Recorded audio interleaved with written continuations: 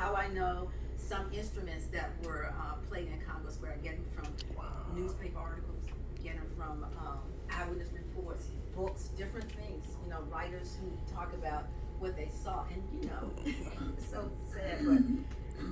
But when I first started looking for information, sometimes I would just sit, if it was an open stack like this, and just go down through the history books and see who even talked about black people. Wow. Who even talked about enslavement. You would just be amazed. This is a history of New Orleans, history of Louisiana. There's no mention whatsoever. So when there was a mention, you know, right? Okay, he talked about this. He talked about that, and put it all together. Again, it was like a puzzle that was put together. James Priestley talked about the circles, the groups. He didn't say group circles, but he said groups of 50s and hundreds could be seen in different sections of the square, which is important, right? And he says that some of them were playing banjos. They caught, you'll see a picture of one. Tom toms, violins. Violins? Is that an African instrument? Violins? What year was this? 1834. Was this domestic slave trade or transatlantic slave trade? That's the other question. Domestic slave trade. So now we see the inclusion of instruments of European origin.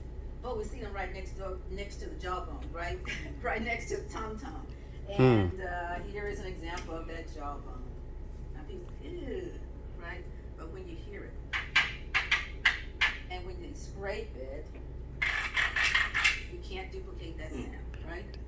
And so there were WPA narratives again of some people playing the jawbone, like situating it so that it's next to the drum, and they would play the drum with sticks, with their hands, and then play the drum. Does this sound like a drum set coming into play? All right, so jawbones, triangles, and various other instruments. So we see that during the American period, the African cultural practices and musical instruments were not abandoned. They were simultaneously used, and so they were blending. So what happens when we get this creolized form of culture, where we have African influences coming in with the European influences and blending? We get new practices, indigenous cultural practices, like what? Sound. Like what? Different sounds. Different sounds, yeah. Do you know a title of a new a new cultural practice that resulted from the blending and over time the creolization of these practices? So I'll say jazz, like jazz. Yeah. All right. We never say that. I don't say that jazz was born. It evolved, right? And there were a lot of influences that came to play.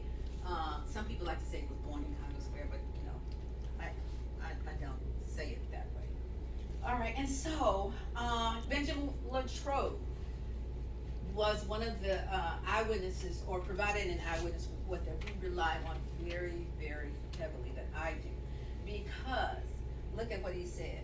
He entered 6 circles. Now, he was just not a bystander looking on, like most people of European descent did, right? We know that Congo Square was one of the earliest tourist attractions, and people were standing around by the hundreds looking. This was their entertainment. They even wrote about it in their diaries. So these many times were in diaries or letters that they sent to somebody.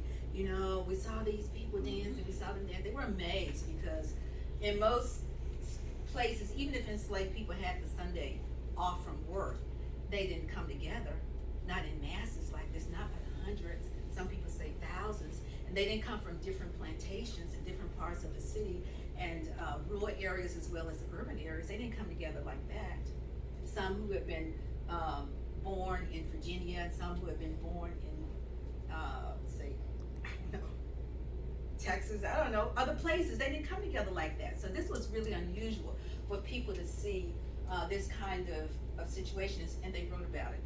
So Benjamin Latrobe, though, not only came to Congo Square on a Sunday afternoon in February, but he entered some of those circles. How do you feel about that? What do you think? This was their day.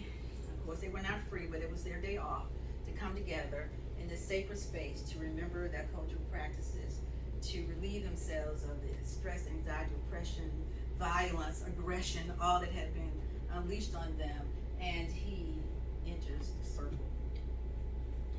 it's actually, an interloping and a violation because unbeknownst to Latrobe, many of those folks were initiated Mm, into various, religious societies, yeah. male and female, and also based upon the ethnicity.